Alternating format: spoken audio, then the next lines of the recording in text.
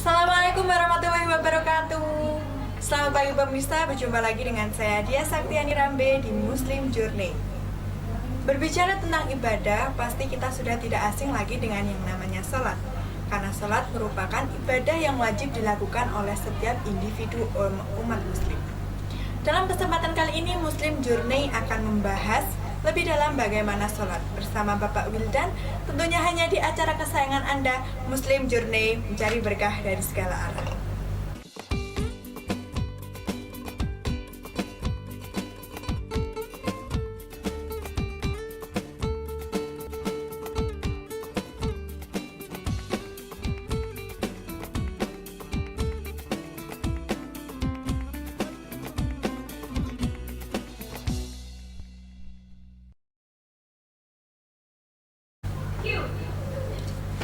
Baik pemirsa, saat ini saya sudah bersama Bapak Wildan Muhaladun. Assalamualaikum Bapak. Waalaikumsalam warahmatullahi wabarakatuh. Apa kabar Bapak? Alhamdulillah sehat.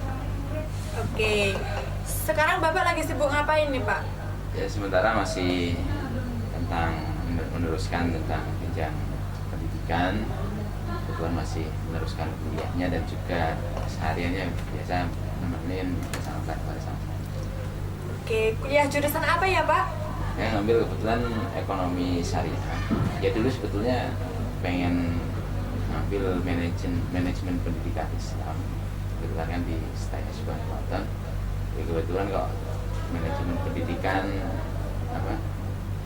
belajarnya di pesantren, kebetulan dulu juga jadi Dewan Qori'in bagian pendidikan juga. Akhirnya saya ambil jurusan ekonomi syariah. Ya tujuannya untuk ngembangin ilmu yang ada di dalam kitab terus dikembangin ke keseharian kita. Jadi Bapak termotivasi oleh kitab ya Pak? Ya.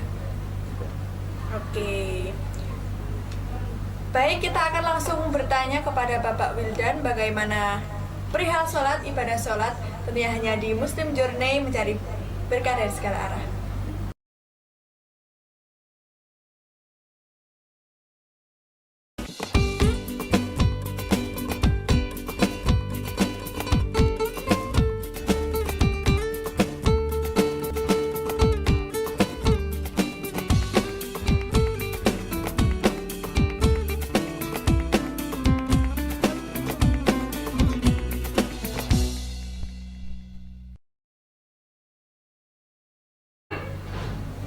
Baik pemirsa, kita akan langsung tanya kepada Bapak Wildan.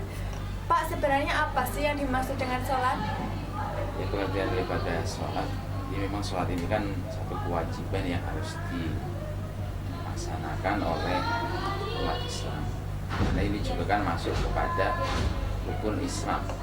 Rukun Islam yang dimana setelah kita syahadat, kemudian ada satu kewajiban yang namanya di situ sholat. Itu termasuk juga masuk kepada rukun Islam yang kedua. Setelah kita syahadat ini dengan mengucapkan asyhadu alla ilaha illallah, terus rukun Islam yang kedua adalah melaksanakan sholat. Nah ini pengertian secara sholat sendiri, secara bahasa. Secara bahasa ini kan adalah satu doa yang di situ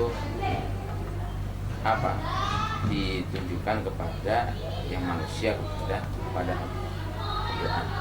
Nah, secara istilah sendiri pengertian daripada sholat ini adalah satu ucapan dan juga perbuatan yang mana ini diawali dengan niat takbiratul ihram bersama dengan niat, kemudian diakhiri dengan salam dengan syarat-syarat yang sudah ditentukan. Ini yang membedakan antara kita gerakan biasa, olahraga, terus kita aktivitas seperti biasa dengan sholat kan di sini. Pengertian daripada aqwalun wa af'alun, ucapan dan juga perbuatan ini melambangkan bahwa sholat ini memang gerakannya ini sudah ditentukan. Misal kita sholat gerakan gini kan, orang sholat senam ini kan sama gitu kan. Terus orang ruku sujud kan seperti kita senam biasa. Tapi kalau dalam sholat ini menggerakkan ini jadi khususkan, ada takbiratul ihram, ada ruku, ada sujud, dan di dalam sholat pun ini nggak boleh membaca ataupun bacaan selain yang sudah ditentukan. Kalau kita olahraga biasa, capek nih kita minum, ya kan nggak apa-apa, karena ini bukan sholat. Tapi kalau sholat ini ditentukan, dia di dalam selama sholat ini nggak boleh dia berbicara, nggak boleh makan, terus nggak boleh minum. Tapi ada ketentuan atau syarat-syarat yang berlaku. Sekali lagi, sholat itu adalah aqwalun, ucapan, wa af'alun, dan perbuatan yang dikhususkan, yang mana perbuatan ini diawali dengan takbiratul ihram bersamaan dengan niat dan diakhiri dengan salam. Oke, jadi begitu ya pemirsa, sholat itu gerakan dan ucapan yang ada niatnya gitu ya Bapak. Harus tertentu, tidak asal-asalan. Terus Pak, boleh diceritakan sejarah Nabi Muhammad diberi wahyu oleh Allah untuk disampaikan kepada umatnya perihal sholat? Memang kita sudah tidak asing lagi lah mendengar tentang peristiwa yang dinamakan di situ Isra Mi'raj. Isra Mi'rajnya Nabi Muhammad mulai dari Masjidil Haram ila Masjidil Aqsa Palestina, yang mana sebetulnya sebelum adanya peristiwa Isra Mi'raj itu, sholat ini sudah dilaksanakan juga oleh nabi-nabi sebelumnya, seperti sholat zuhur. Sholat zuhur ini sudah dilaksanakan oleh Nabi Adam, tapi belum lengkap. Sholat zuhur Nabi Adam, terus sholat asar Nabi Ibrahim, terus sholat maghrib Nabi Yunus, terus sholat isya Nabi Isa, dan sholat subuh Nabi Musa. Tapi belum lengkap semua. Nah, akhirnya di situ Allah menyampaikan wahyu kepada Nabi Muhammad SAW dengan adanya peristiwa Isra. Ya, peristiwa ini sangat singkat sebetulnya. Satu hari, semalam saja, tapi sudah nyampe ke langit ketujuh. Nah, kita ke mana? Kalau semalam itu kita ke Jogja ya, ke Jogja sambil megok-megok kemana gitu kan. Tapi ini peristiwa ini mulai dari Mekah sampai ke langit tujuh dengan mengendarai buraq. Nabi Muhammad SAW di situ melaksanakan yang namanya adalah Isra. Dan inilah sebagai awal yang mana pelaksanaan sholat 5 waktu ini jadi Kanjeng Nabi naik ke langit pertama bertemu Nabi Adam sampai terus naik itu ditemani oleh malaikat Jibril sampai di situ langit ke 7. Sempat mampir dulu nih Kanjeng Nabi sebelum turun ini, mampir yang namanya Sidratul Muntaha. Nah itu di situ Kanjeng Nabi melihat ada yang para bayi ini sedang dikasih ya rezekinya berapa, terus umurnya sampai berapa, terus jodohnya siapa. Yang banyak pun ini sudah diatur di Sidratul Muntaha, jadi nggak usah khawatir. Nah, akhirnya di situ Kanjeng Nabi menerima wahyu. Pertama kali Kanjeng Nabi menerima wahyu dari Allah Subhanahu wa taala ini melaksanakan sholat 50 waktu. Nah, ini pertama kali kita 50 waktu. Akhirnya Kanjeng Nabi turun bertemu Nabi Musa. Karena sama Nabi Musa ditanyai, ya Rasulullah, apakah yang diperintahkan oleh Allah terhadap kamu dan umat? Nabi menjawab, saya diperintahkan untuk melaksanakan sholat 50 waktu. Apa jawaban Nabi Musa? Nabi Musa mengatakan, apakah sanggup umat panjenengan niku melaksanakan sholat 50 waktu? Kita di dunia 24 jam melaksanakan sholat 50 waktu. Pasti umat kamu tidak akan kuat melaksanakan sholat 50 waktu. Akhirnya Kanjeng Nabi naik meminta kepada Allah untuk meringankan perintah yang mana di situ 50. Ya, bukan berarti kok Kanjeng Nabi di sini tidak patuh terhadap perintah Allah, tapi kan melihat daripada umat-umat ini kan sesuai tadi yang disampaikan oleh Nabi Musa. Terus dikurangin jadi separohnya 25 waktu. turun lagi, ketemu lagi Nabi Musa. Sama Nabi Musa tetap gak bakalan sanggup 25 waktu. Nah, kita 24 jam, sejam sekali kita melaksanakan. Nah, itu. Akhirnya naik lagi, kurangi jadi 12, turun lagi. Turun ketemu Nabi Musa, belum kuat kan Nabi, naiklah sampai di situ. Akhirnya Allah memerintahkan sudahlah 5 waktu untuk melaksanakan. Lah turun itu ketemu Nabi Musa ini, masih disuruh untuk mengurangi lagi.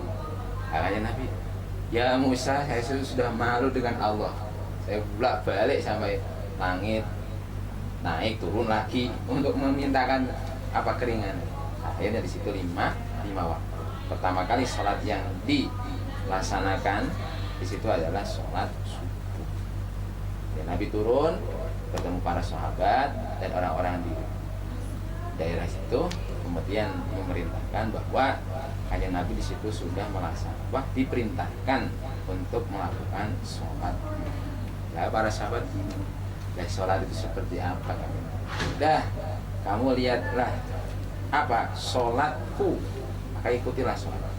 Barulah di situ ada takbiratul ihram, terus ruku, i'tidal. Nanti akan kita bahas rukunya itu apa aja. Tapi itu adalah sejarah yang singkat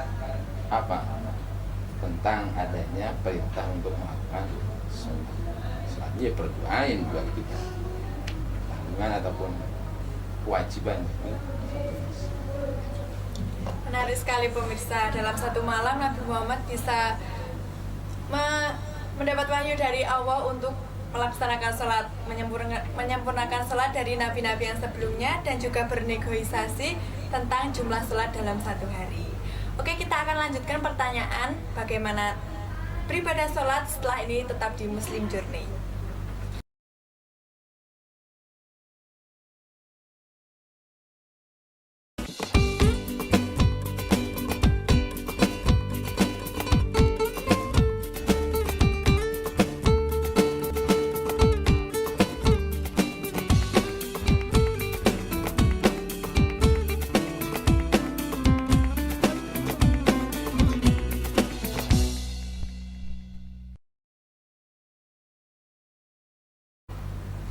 Oke pemirsa, kita akan tanya kepada Bapak Wildan, bagaimana sih syarat sholat? Syarat sendiri. Jadi pengertian daripada syarat, kan ada setiap ibadah itu kita ada syarat, ada rukun ya. Jadi syarat sendiri kan ini adalah perbuatan yang dilakukan sebelum kita melaksanakan ibadah. Kalau rukun ini sudah masuk kepada ibadah tersebut. Maka dari syarat sendiri sholat yang harus dipenuhi oleh orang-orang yang mau melakukan sholat, ini ada syarat-syarat. Yang pertama adalah orang yang melaksanakan sholat ini disyaratkan yaitu adalah orang Islam. Tanda bahwa dari dia sudah dikatakan orang Islam ini ketika sudah mengucapkan 2 kalimat syahadat.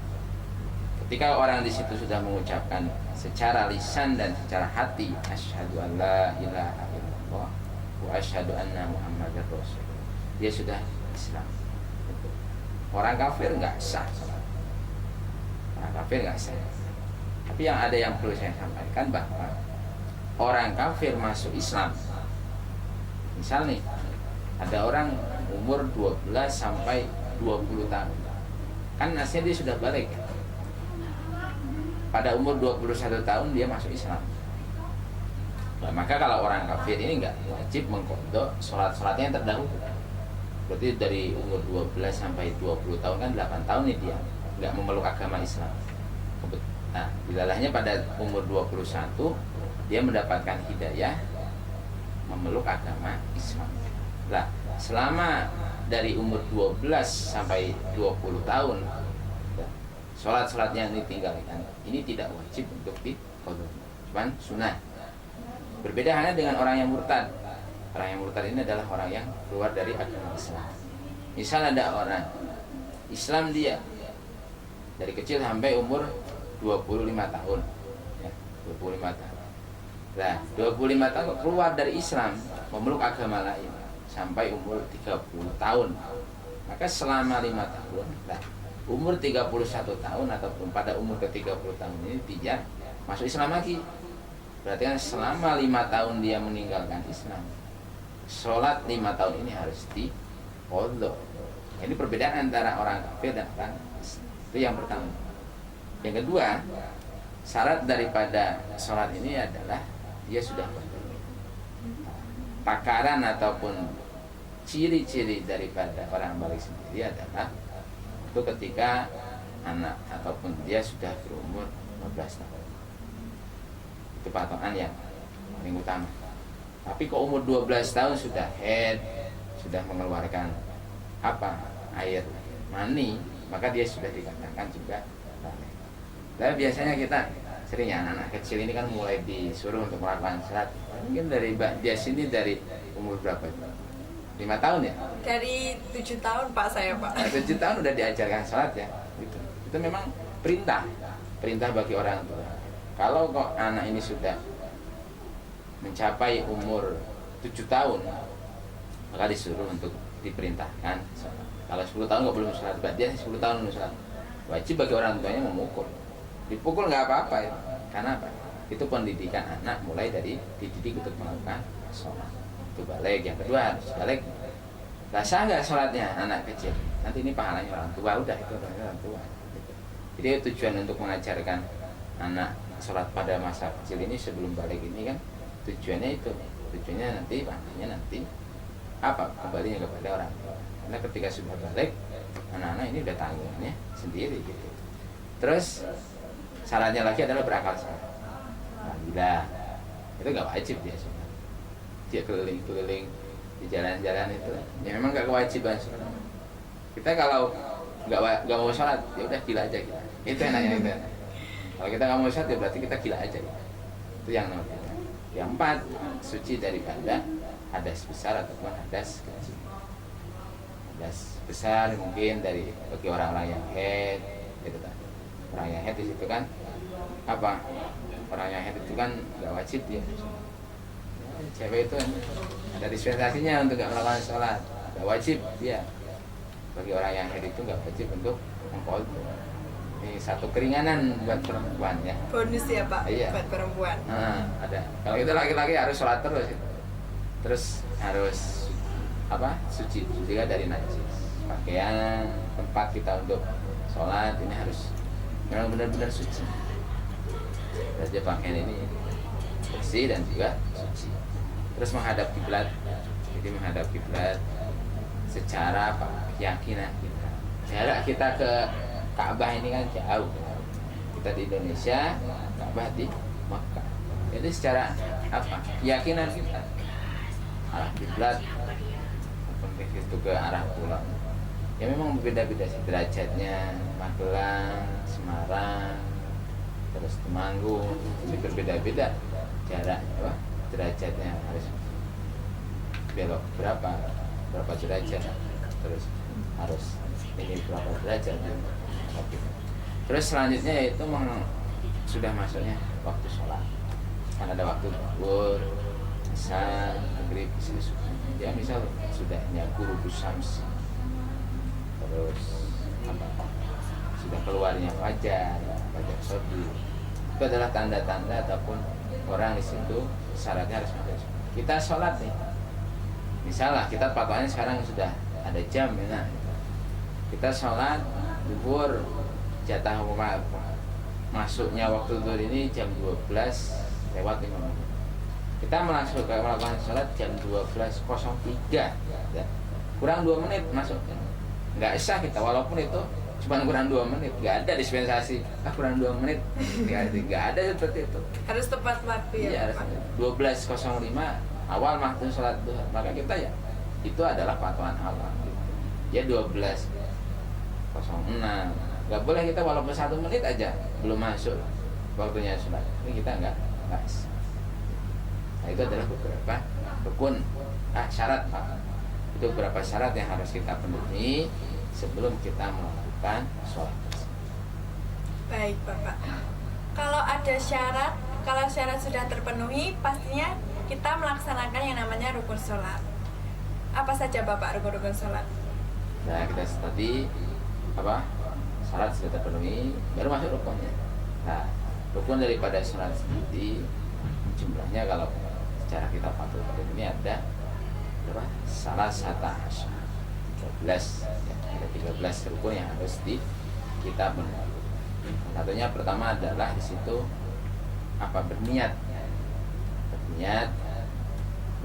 bahwa pengertian niat sendiri adalah menyengaja melakukan sesuatu dengan membarengi perbuatan tersebut. Kita mau berjalan, ya kita melakukan jalan tersebut. Kalau kita niat mau sholat, belum dilakukan sholatnya, itu belum masuk. Nah, terutama dalam niat sendiri ini bersamaan pada saat kita melakukan takbiratul ihram. Jadi pada saat kita angkat Allah, mengucapkan Allahu Akbar ini, hati kita sambil berniat. Karena dalam niat sendiri ini yang wajib itu di dalam hati. Tempatnya niat itu di dalam hati. Kita melafadzkan usolli fardhu itu hukumnya sunnah. Tapi yang wajib itu adalah kita berniat di dalam hati, niat saya melakukan sholat zuhur 4 rakaat menghadap kiblat, menjadi makmum lillahi ta'ala. Kalau kita sendiri, terus berdiri bagi orang yang mampu. Boleh kita keadaan sehat, kita bisa berdiri, tapi kita sholat dengan cara apa? Terbaring, dengan cara duduk. Gak boleh bagi orang yang sehat ini. Syaratnya adalah harus berdiri. Nah, kecuali memang dia sakit, kemudian bisa digantikan dengan cara gimana? Tulang miring ataupun dengan cara duduk. Bahkan orang sakit pun ini kalau dia kok mampu, akalnya ini masih sehat untuk bisa berpikir, masih sehat bisa melaksanakan kesehariannya ataupun masih sehat dia, maka dia tetap wajib walaupun badannya itu sudah nggak bisa apa. Nah, caranya gimana? Jadi dengan cara terbaring. Kalau anggota badannya ini bisa digerakkan ya gerakkan.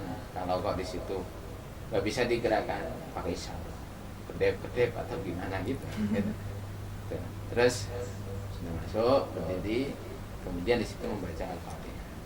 Jadi penekanan Al-Fatihah juga kan nggak boleh dalam surat Al-Fatihah ini mengganti walaupun satu huruf.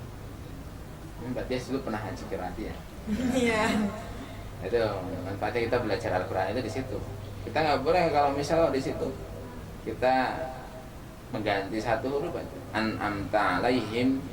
Nah, taknya itu walaupun diganti an'amti itu, nah itu Fatihahnya nggak sah.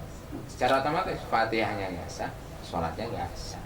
Beda bacaan, beda arti juga ya Pak. Terutama bahasa Arab. Bahasa Arab ini kalau tak dan ti aja sudah berbeda. Tak ini untuk laki-laki, ti ini untuk perempuan. Ataupun kaf, kof itu sudah berbeda sekali. Kemudian sudah terus ruku dan itidal. Nah, makanya dalam ruku dan tumak ninah, ruku dan dengan tumak ninah, terus itidal dengan tumak ninah. Jadi maksud tumak ninah ini adalah berhenti sejenak sekedar membaca subhanallah. Gak boleh kita sholat kecepatan Allahu Akbar sami Allah. Nah, ini kan nggak ada tumak ninahnya. Tapi syaratnya dalam rukunnya dalam sholat ini kan adanya ruku. Ya ruku kita apa patokannya kiranya di situ sudah kelihatan apa membungkuk badan kita. Itu sudah ruku. Tapi ada di dalam ruku itu ada tumak ninahnya juga. Gak bisa Allahu Akbar sami. Nah, ini tumak ninahnya kan nggak ada. Harus berhenti sejenak gitu ya Pak. Mengucapkan di situ apa? Lafaz subhanallah. Berhenti sejenak sami Allahu liman. Ini tidak dalam rukuan tadi kesunahannya adalah juga membaca subhana rabbiyal azim wa bihamdihi, terus i'tidal juga ada tumak ninah, terus sujud duduk di antara dua. Nah, sujud pun sama ini. Ada tumak ninah, terutama bagian anggota badan kita yang sah untuk sujud ini bagian apa? Kening, bagian tangan, terutama kening ini. Patokannya ini batasnya ketika kita sujud ini sekiranya kok ada bantal di bawah. Bantal ini dalam istilah Jawanya itu dekok. Paham ya dekok ya? Dekok. Nah, dekok itu ya kelihatan bekas Cekung gitu, Pak. ya, bekas sujudan ini kelihatan itu. Kalau kita hanya nempel aja, nah ini belum mencukupi. Jadi patokannya ada yang mengatakan di dalam kitab Fathul Qarib itu batasan daripada sujud itu dengan cara kita bersujud ini langsung dekok. Terus bagian kaki juga harus diterbuka, kening, terus duduk di antara dua sujud. Kemudian di situ membaca tasyahud akhir, terus salam. Nah, salam dengan mengucapkan assalamualaikum warahmatullahi. Ini perbedaannya dengan sholat fardu dan sholat jenazah dalam salam ini kan. Kalau sholat fardu assalamualaikum warahmatullahi aja. Tapi kalau sholat jenazah ini assalamualaikum warahmatullahi wabarakatuh. Kesunahannya dalam sholat jenazah seperti itu. Terus yang terakhir adalah tartib. Tartib itu mendahulukan anggota yang harus didahulukan, terus mengakhirkan anggota yang harus diakhirkan. Nggak boleh di situ dibulak balik. Kita sujud dulu, ruku, i'tidal, nggak bisa. Jadi harus sesuai runtutan awal. Dengan diawali dengan niat takbiratul ihram, kemudian membaca Fatihah, ruku, tumaninah, i'tidal dan juga tumaninah, sujud. Itu gerakan-gerakan itu harus sesuai. Nggak boleh dibalik. Sujud dulu baru ruku, nggak bisa. Nah, begitu adalah beberapa rukun-rukun yang harus terpenuhi oleh orang yang melakukan sholat. Harus baik ya pemirsa syarat dan rukunnya agar ibadah sholat menjadi lebih sempurna. Oke, setelah ini kita akan bertanya kepada Bapak Wildan bagaimana sholat sunnah, apa saja sholat sunnah setelah yang satu ini tetap di Muslim Journey.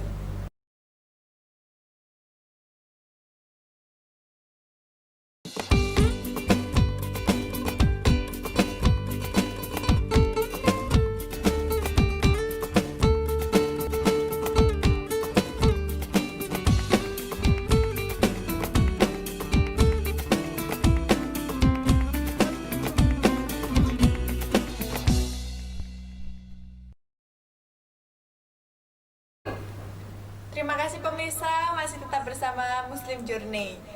Oke Bapak, sholat sunnah itu apa saja sih Pak? Sholat sunnah ya.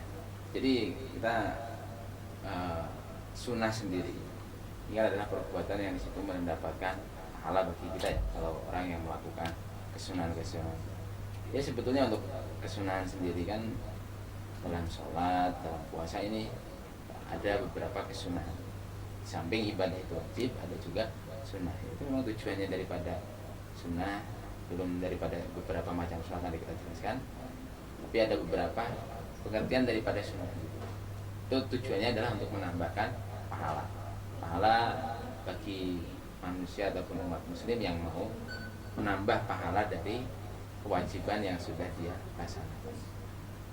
Ya, pernah juga membaca di dalam kitab Hikmah wa Tasrih. Kenapa kalau dalam setiap ibadah itu harus ada sunnah ataupun manfaat ini sunnah? Jadi kembali kepada diri seorang muslim ataupun kita manusia biasa. Gitu. Manusia itu gampang yang namanya bosan. Benar nggak Pak? Dia mungkin bosan gini aja kita. Lah Allah pun saking sayangnya Allah kepada kita terhadap hambanya yang mau ibadah. Akhirnya Allah di situ menambahkan dengan adanya ibadah sunnah, biar nggak hanya wajibnya saja gitu, biar ada kesan yang lain gitu. Tujuannya adalah di situ biar manusia ini nggak bosan hanya wajib aja, tapi kita nambah sunnah. Nah, macam-macam sendiri daripada sholat sunnah memang sangat banyak sekali dalam satu hari satu malam, yang pasti di situ kan daripada sholat rawatib, qobliyah, ba'diyah. Kita sebelum melaksanakan sholat zuhur ini kan ada yang namanya qobliyah zuhur. Nah, ini adalah termasuk juga sholat sunnah yang dilakukan sehari semalam. Ada sholat duha untuk apa? Ada yang mengatakan sholat duha ini kan untuk memperlancar, membuka rezeki kita. Rezeki entah itu rezeki kesehatan, rezeki yang berupa harta. Terus ada lagi sholat tahajud yang kita lakukan di malam. sholat tahajud, terus ada juga yang dilaksanakan di situ sholat tahunan kayak sholat Idul Fitri, Idul Adha, kan kita lakukan setahun sekali kan.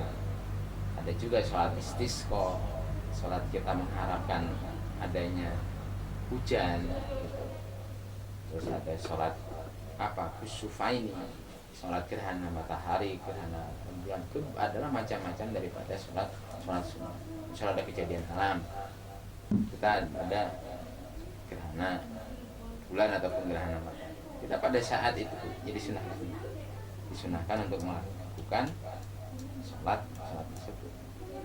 Jadi ya macam-macam dari sholat itu banyak sekali ya pemirsa. Sholat sunnah bisa untuk ibadah lagi, selain ibadah wajib kita bisa melakukan ibadah sunnah agar terus mendapat pahala dari Allah Subhanahu wa Ta'ala. Oke, jangan kemana-mana, tetap di Muslim Journey.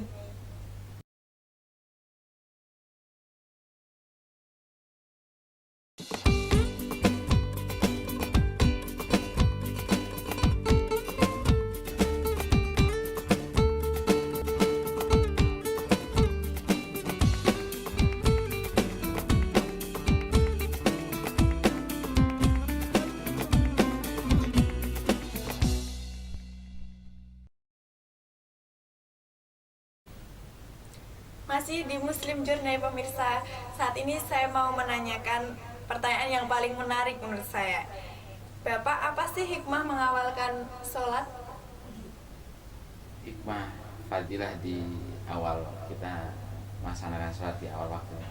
Ya, ini pertanyaan sangat menarik sekali. Ya kadang kita menggampangkan sekali ya tentang sholat itu.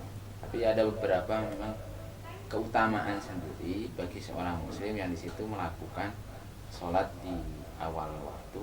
Salah satunya dia akan mendapatkan pahala yang besar. Entah itu besarnya seberapa, tapi itu hanya Allah yang tahu. Yang pasti dia ketika kok seorang muslim mau melakukan sholat di awal waktu, dia akan mendapatkan pahala yang besar. Yang kedua, dia akan mendapatkan jaminannya surga. Nah, ini kita mendengar kata surga kan, gambarnya sudah ada beberapa bidadari, ada beberapa kenikmatan yang ada di dalam surga. Jadi ada yang mengatakan ya gini juga, orang yang ada di surga itu, ya apapun yang dia kerentek aja belum mengucapkan di dalam hati itu akan terwujud.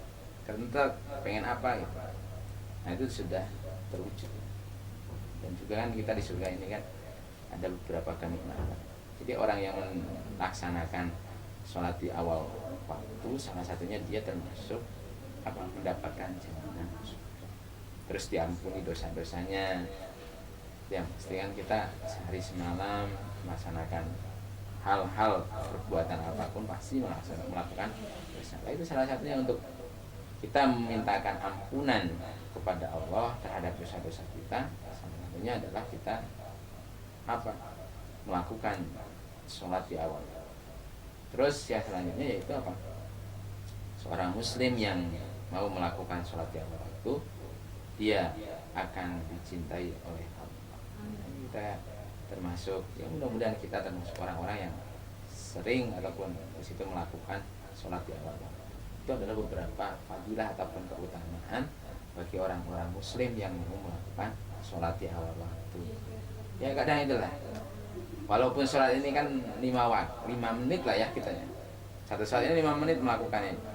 Tapi yang namanya manusia kadang ya menyepelekan daripada. Tapi mungkin kalau kita tahu dengan fadilah-fadilah tadi, salah satunya dicintai oleh Allah, diampuni dosa-dosanya, mendapatkan jaminan surga dan mendapatkan pahala yang besar. Ini mudah-mudahan kita, ya khususnya saya ini termasuk memang orang-orang yang di situ mendapatkan ataupun melakukan sholat di jauh. Oke, jadi kita jangan menyepelekan sholat ya Bapak ya, karena banyak sekali iming-imingnya, bisa mendapat surga, dicintai oleh Allah, hidupnya pun juga jadi beraturan, tidak berantakan ya Bapak. Oke, sayang sekali pemirsa, 30 menit sudah saya dan Bapak Wildan menemani pemirsa di Muslim Journey. Terus nantikan episode Muslim Journey selanjutnya tentunya hanya di Muslim Journey, mencari berkah dari segala arah. Saya Dia Saktiani pamit undur diri. Wassalamualaikum warahmatullahi wabarakatuh. Waalaikumsalam.